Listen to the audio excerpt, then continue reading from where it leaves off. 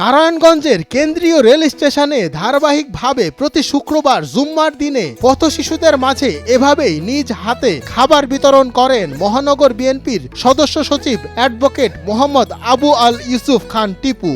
জুম্মাবার 15 August আমি rail স্টেশনে আল্লাহর রহমতে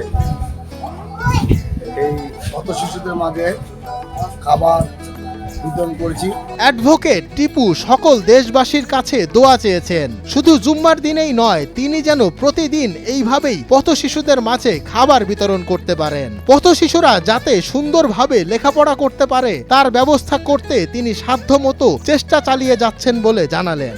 আমরা এটাকে যে প্রতি সপ্তাহে তাদেরকে জুম্মাবার খাওয়াচ্ছি, এটা আমরা প্রতিদিন করার জন্য উদ্যোগ নিয়ে প্রচেষ্টা চালিয়ে যাচ্ছি এবং ইতিমধ্যে তাদের জন্য একটি পাঠশালা নির্মাণ করা হবে, যে পাঠশালায় তারা দুবেলা লেখাপড়া করবে এবং খাবার খাবে। তিনি আরো বলেন, সমাজে সকল বিত্তশালীরা যদি এগিয়ে আসেন তাহলে পথশিশুদের আর অবহেলায় পড়ে থাকতে হবে না।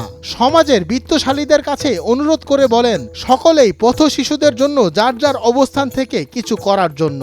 পথশিশুদের জন্য দোয়া করবেন, ওদেরকে যেভাবে পরিচর্যা করা হচ্ছে স্বপ্নের ছোঁয়া পাঠশালা থেকে পরিচালক হাবিব, সেই জন্য তাদেরকে দুবেলা ঠিকমতো লেখাপড়া করে সমাজে বোঝানো হয়, সম্পদে রূপান্তরিত করতে পারে। তিনি বেগম খালেদা জিয়ার সুস্থতার জন্য দোয়া চেয়েছেন।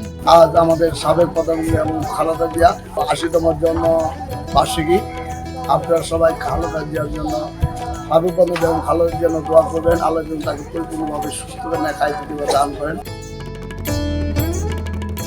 মঞ্জুর এ মাওলা, নয়া দিগন্ত।